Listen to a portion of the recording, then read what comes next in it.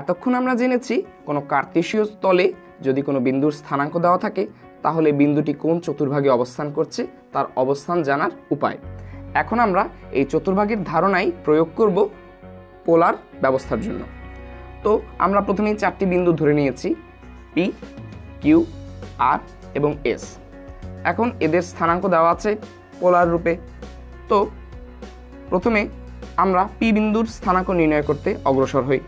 P বিন্দু বলছে 4, আর এর ভ্যালু 4 এবং অ্যাঙ্গেলটা হচ্ছে 45 ডিগ্রি, অর্থাৎ এক্স অক্ষের ধনাত্মক অংশ অথবা ও এক্স বরাবর যে রশ্মি গিয়েছে তার সাথে সে 45 ডিগ্রি অ্যাঙ্গেল তৈরি করবে এবং এর ভ্যালু যদি হয় 4 তাহলে এটি হবে আমাদের পি বিন্দুর স্থানাঙ্ক। এখন আমরা এখানে দেখতে পাচ্ছি পি বিন্দুটি প্রথম অক্ষে অবস্থান করছে। এখন দ্বিতীয় বিন্দু কিউ যদি আমরা বিবেচনা করি তখন দেখতে পাচ্ছি এর মান 4ই আছে কিন্তু কোণের মানটা অন্যরকম।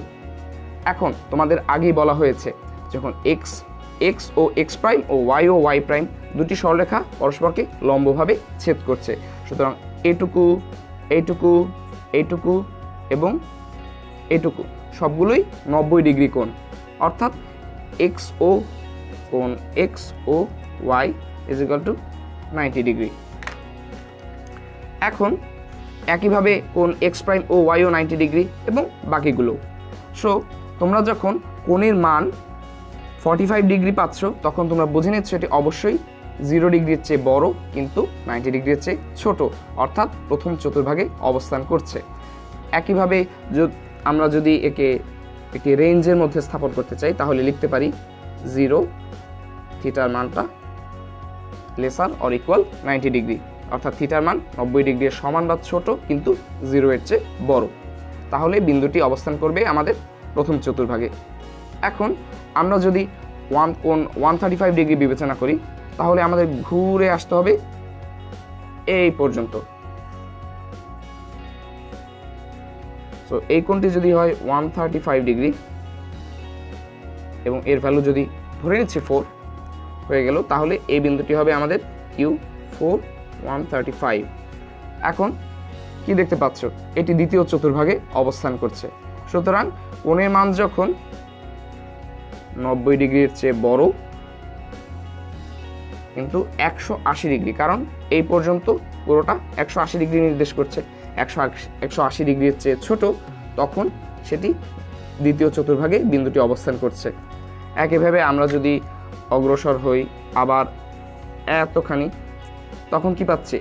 হ্যাঁ, তখন আমরা পাচ্ছি যে কোণের মানটি হবে সেটি এখান থেকে এতটুকু কোণ, যা হলো 180 ডিগ্রির চেয়ে বড়, 180 ডিগ্রির চেয়ে বড় এবং 270 ডিগ্রির চেয়ে ছোট, অর্থাৎ সেক্ষেত্রে বিন্দুটি অর্থাৎ আর বিন্দু, আমরা আগে বলেছি আর বিন্দুটি তৃতীয় চতুর্ভাগে অবস্থান করছে।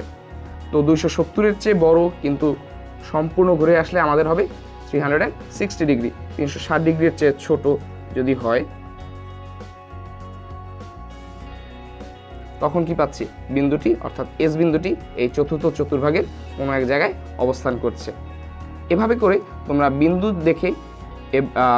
তোমরা বিন্দুর স্থানাঙ্ক দেখে সেটি কোন চতুর্ভাগে অবস্থান করছে সেটা সহজেই নির্ণয় করতে পারো।